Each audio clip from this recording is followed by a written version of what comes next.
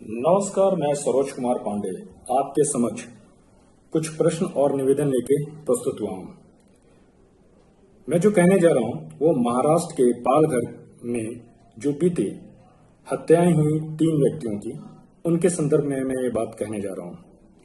मेरे मन में कुछ प्रश्न है। इससे पहले कि मैं कुछ पूछूं, कुछ बोलूं, मैं ये कहना चाहता हूं, देश के सभी राजनीतिक दलों से और धार्मिक संस्थाओं से ये मेरा निवेदन है कि कृपया करके इसे सांप्रदायिक रूप या फिर राजनीतिक सियासत का खेल ना खेला जाए। इस पे ये मेरे विचार हैं जो मैं आपके सामने प्रस्तुत करना चाहता हूं। पहला, कि कुछ लोगों का कहना है कि पालघर के ग्रामवासी अफवाहों के शिकार थे। अफवाह के कारण वो लॉकडाउन के टाइम पे इतने लोग एकत्रित रोड पे हो गए और पुलिस वहां पिकनिक पे थी लॉकडाउन पे। दूसरा, यही पुलिस जो ना उन्हें बचाती है ना वहां से भगाती है और हथियारों के हाथों में हत्या के लिए इन तीनों को सौंप दिया जाता है। रात को इनको हत्या के लिए सौंप दिया जाता है और सुबह दिन में इनकी हत्याओं का कारण या न्याय के लिए सबूत ढूंढा जाता है। क्या महाराष्ट्र के इस न्याय व्यवस्था पर सवाल नहीं उठता? इन्हीं बातों को जानने के लिए, इन्हीं चीजों को समझने के लिए देश के सामने निष्पक्षता से, पारदर्शिता से अर्नब गोस्वामी ने इन बातों को सामने लाने का प्रयास किया। उन्होंने तीखे सवाल किए, तो इस बात को कुचलने के लिए, दबाने के लिए उन पर जानलेवा हमला हुआ तो एफआईआर दर्ज कराई गई। एफआईआर में उनके शब्द नहीं लिखे गए। एफआईआर का मतलब ही होता है कि जिस व्यक्ति के साथ जो घटना घटी है उस घटना को उसके शब्दों के, उसके अनुसार लिखा जाए, जो नहीं लिखा गया। क्या ये उनका हक नहीं बनता? अरे मीडिया क्या है? जनता के पूछे गए प्रश्न जनता का प्रतिनिधित्व ही तो करती है। ये उनका हक है। कुछ लोगों का कहना है कि अर्नब गोस्वामी को अपने हदों में रहना चाहिए, उनको अपने हदों में रहना चाहिए। तो मैं उन लोगों से पूछना चाहता हूं, क्या हद वो लोग तय करेंगे? राजनीतिक दल के ऐसे व्यक्ति लोग तय करेंगे जो अपनी मर्यादा खुद खो बैठते हैं। जैसे कि जब इलेक्शन का टाइम आता है, या कई बार मैंने ऐसे कहते सुना है, देखा है कि हमारे देश का प्रधानमंत्री चौकीदार नहीं चोर है, जनता इन्हें डंडे से पीटेगी। कई लोगों को ये इस बात से बर्दाश्त ही नहीं होता है कि एक चाय वाला व्यक्ति भी देश का प्रधानमंत्री बन सकता है।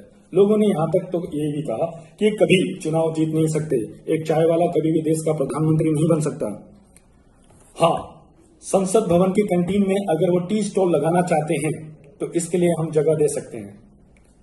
मणिशंकर अय्यर, जिनको ऐसे नेताओं को लोग बढ़ावा देते हैं ऐसी बातें बोलने के लिए, क्या ऐसे लोग ही हमारे देश की न्याय व्यवस्था को बनाए रखने के लिए, किसी के पक्ष में न्याय के लिए बोलने के लिए हदें तय करेंगे? मेरा ये कहना है कि अगर कांग्रेस पार्टी से ये सवाल पूछा गया तो 60 से 70 साल तक उन्होंने देश में राज किया है। देश के ऊंच नीच सभी परिस्थितियों को बहुत अच्छे से वो जानते हैं, समझते हैं। उनको बहुत अच्छा अनुभव है। लाखों लोग उनको चाहते हैं, उन पे भी आस्था और विश्वास रखते हैं। तो ऐसे समय में उनको देश के सामने आना चाहिए, मीडिया के सामने आना चाहिए, अपनी बातों को रखना चाहिए, साधु संत के साथ भी आना चाहिए। क्योंकि जब इलेक्शन के टाइम में यही राहुल गांधी जी मंदिर साधुओं के साथ जनेऊधारी बन के, भगवा वस्त्र पहन के घूमते थे और उनका आशीर्वाद लेते थे। लोगों ने इसे सराहा भी। लेकिन जब उन्हीं साधु का हत्या हो जाता है किसी कारणवश, तो क्या इनको आके दुख प्रकट नहीं करना चाहिए? इनको अपने सहानुभूति नहीं दिखाना चाहिए? देश का जो माहौल बन रहा है, उग्र माहौल जो बन रहा है, इस माहौल को शांत करने के लिए क्या इनको प्रयास नहीं करना चाहिए? क्या इनसे प्रश्न नहीं पूछा जाना चाहिए? इलेक्शन के टाइम पे घर घर वोट के लिए जो घूमते हैं, जब वोट के लिए घूमते हैं, तो जब देश की जनता इनसे कुछ जानना चाहती है, इनसे कुछ पूछती है, तो क्या इनका हक नहीं बनता कि ये आए और जवाब दें, ऐसे उग्र माहौल को शांत करें? तो ये हदों की बात हो गई।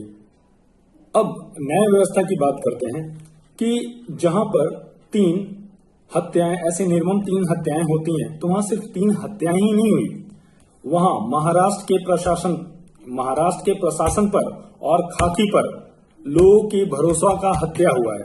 लोगों के भरोसा का ये हत्या हुआ है।